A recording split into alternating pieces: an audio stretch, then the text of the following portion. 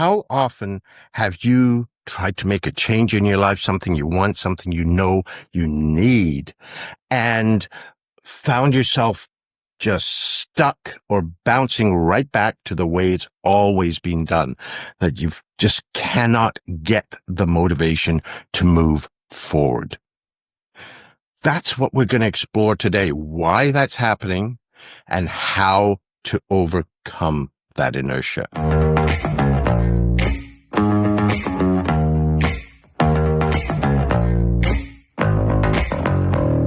Hi, I'm Ravi Tangri, and this is SOULgineering Your Life and Work.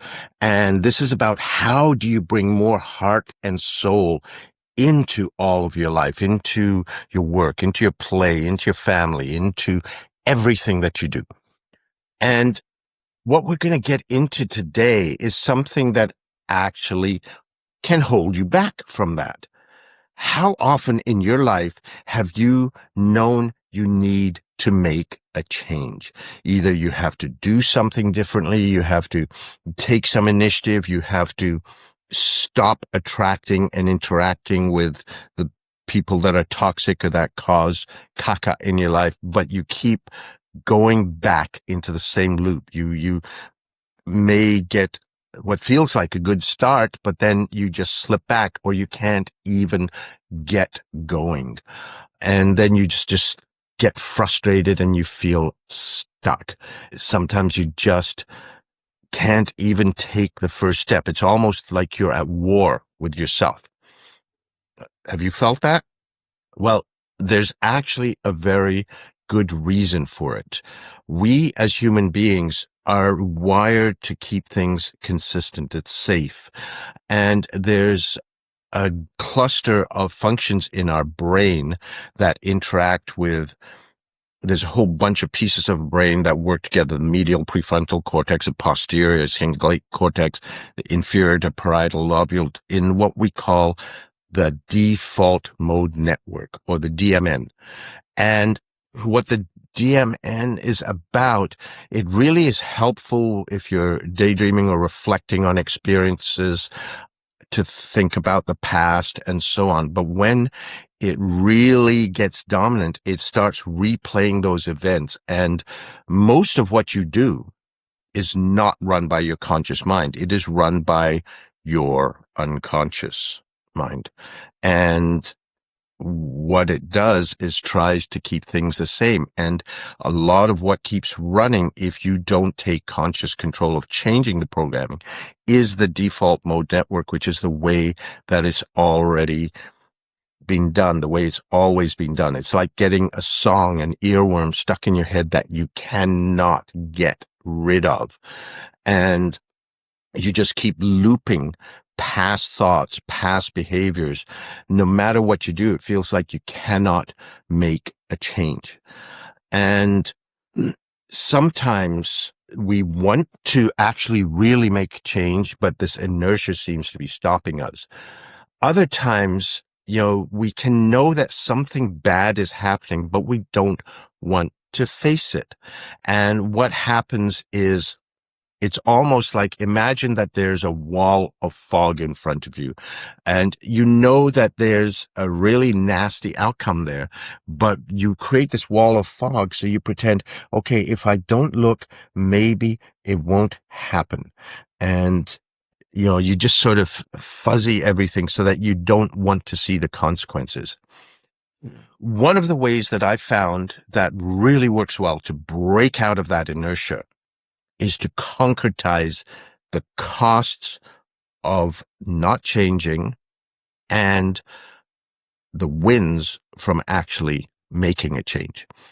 The way I found best illustrates this is, there's a story you may have heard of a guy who moved to a new neighborhood and liked taking walks. So he would walk around every day and he'd see the kids playing and the dogs barking and, all the wonderful neighborhood stuff. But there was one house he always walked by. And at that house, every time he passed it, the dog was sitting on the porch, whining, whimpering. And he found that really confusing. And one day he's going by and the dog's sitting there whining and whimpering. but the owner was sitting on the stoop. So he went up the walkway and introduced himself, and he said, "Look, I got to ask you something. Every time I walk by here, your dog is lying in exactly the same spot, and he's just sitting there whimpering and whining. Is something wrong?" And the owner goes, "Oh no, nothing's wrong. He's just sitting on a nail." He goes, "What? Sitting on a nail? Why doesn't he move? Doesn't hurt enough." And that's what happens a lot of times. People call it the comfort zone. I don't think it's comfortable. I have had executive CEOs fight irrationally to stay in toxic situations because it's what they know. It's familiar. It's a familiar zone, and it doesn't hurt enough to move. So what you need to do is get under that deck when the dog is not lying there and get a hammer and drive that nail up so that if the dog even thinks of lying there, there's no way that he's going to do that because it's just going to hurt too much. And what we need to do is very gently see through that wall of fog and concretize the costs of not changing and the wins for changing so that we can change our own motivation. So there's a framework that I have for that I use both for personal change and also for large scale corporate multi-million dollar changes. And it's called the go, no go framework. And what it is, it's not even, you don't even have to think about what you want to do. It's about what happens if you change. You're not pushing a particular solution down. Okay. And what it does is help you really see what's going to happen moving forward, because otherwise we seem sort of stuck in a pattern. It's almost like being in an abusive relationship where you say, "Oh, that only happened once. They won't do it again." We don't see all the pattern of all the caca that's happened before, and we can't see forward to all of the impact that it will have. So the go, no go framework very gently takes you through the fog so that you can concretize what's going to happen if you don't change and the wins if you do. So what you do is you start with the no-go framework and you start looking at, okay, let's say I don't change. What's going to happen 6 months, a year down the road? What's going to be different? And let's really get specific. So let's say you've been working out, but you've sort of started slacking off lately and you're not going regularly and it's hard to motivate yourself. You know, if you miss the gym once, it's not a big deal. But if you get out of the habit of it, after a little while, it's really going to have an impact. So you start moving forward and say, okay, I haven't gone for the last month or so. What will happen 6 months, a year down the road if I am not going? And, you know, first things people will often go to is the weight, the tiredness, the lack, you know, you could have lack of productivity, lack of energy, all sorts of things. But then you start saying, what you really want to do is not talk in general terms, but really concretize. Okay, so if I'm always tired like that, what's going to happen? Like one thing I've found is, you know, exercising takes time. But when I am in shape, I usually need an hour less sleep at least a day, so I don't really lose the time. So if you're not exercising, you may need more sleep. You're not going to be as effective. All of these things. So what sort of problems could that lead to in work as you're backing up? What sort of pressure? Because there's all sorts of pressures that are happening there. If you are, you know, if you're not in shape, there could be other things that happen. You know, is there a risk of diabetes? Is there a risk of heart disease? All of these things, the repercussions, what could be an impact? How would it impact your relationships, your work? Think as specifically as you can. Will there, you know, be tensions that arise here? Will that lead to something? What will that, and the question you keep asking, what will that lead to? And you start to concretize all of those impacts. And As I said, don't stay in generalities. Get to specifics about things that you will start losing if you stay on the current path. Then you start looking at the go path. And we're not saying go to the gym, but let's just say your goal is to be healthy. If you are healthy and fit, what's going to be the impact of that? We're not saying how you get there.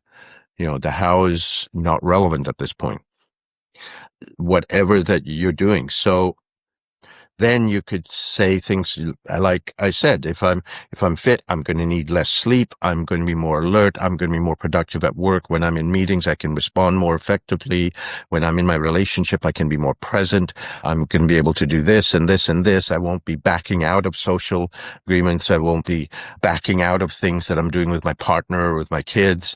I can do all of the more of these things. I can have this, and here's all the wins that I'm going to have. And again, get very specific. Don't stay in the abstract. The more you can concretize it, the more you're pulling yourself out of that fog to see clearly, and start thinking about, and what will that lead to? And what will that lead to? And really concretize what's going on.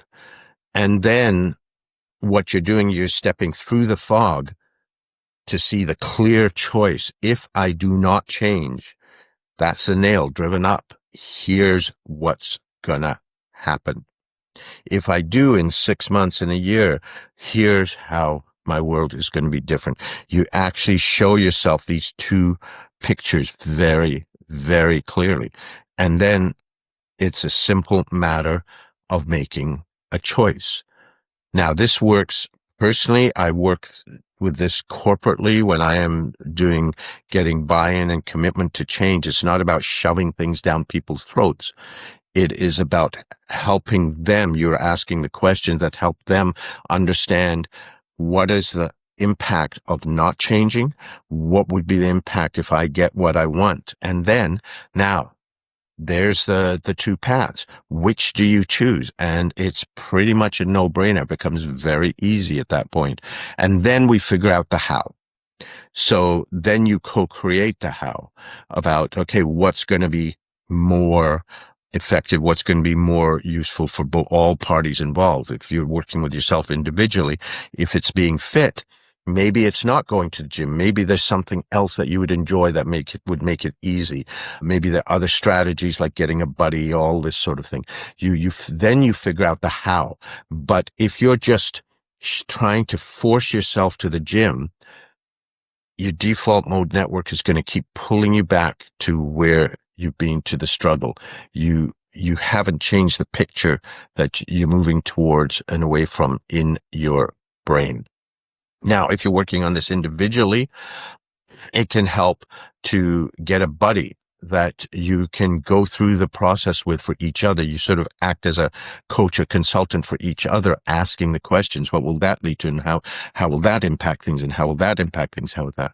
So on. Sometimes that inertia is very strong and there's more barriers that you need to break. So you may need professional support. You may need a coach or a counselor. And, I've always said there is nothing ever wrong with that. We do regular maintenance on our cars. We get maintenance on equipment that we have at home and so on. Our computers are constantly upgrading and servicing themselves, but we tend to get all weird and squirrely when it comes to support and maintenance of our emotions and our spirits. And I think that those aspects of ourselves need that even more than any of the other stuff, our car or anything else. A car will probably keep going for a while. With us, there's a huge amount of pressure that you can build up if you can stay stuck and stay governed by your default mode network. So what I would suggest is play with this, start applying this in a small way with small situations, start to get used to it, figure out how it works and how you can connect yourself and connect to that motivation. And then you start using it on larger and larger situations. It's like a muscle. You go in and try to press 300 pounds, you are going to hurt yourself. But if you work at it and build up, you might get there. You've got to start building up this ability. And if it does feel overwhelming, reach out. Maybe you do need a coach. Maybe you do need a counselor. If there are major changes that you are looking at in your life that you feel like you just keep butting against the wall, banging your head, if it feels right for you, feel free to reach out. You can have a complimentary chat with me. Just go to callravi.com and we can see if there might be value I might add, or I might be able to point you to other resources. That's one thing that I'm very focused on, is how do we break past the things that are holding us back? Quite often, it doesn't require a lot of effort to move forward. We just have to defuse what's holding us back. But play with this, see what's happening. Share in the comments, please, how it works, any questions you have. It is not hugely sophisticated. None of the stuff that makes real change is. Okay, this is not rocket science. I can say that. I'm a rocket scientist. You can believe me. It's the simple stuff that works. So try this out, see how it works to start to break the momentum, break the inertia, and please share with me what you discover. I really would love to hear it. I'm Ravi Tangri, and this is SOULgineering, your life and work. Have an amazing day. I got the energy, it's all I need to finish. And everyone that knows me knows that I can do this. Yeah, I know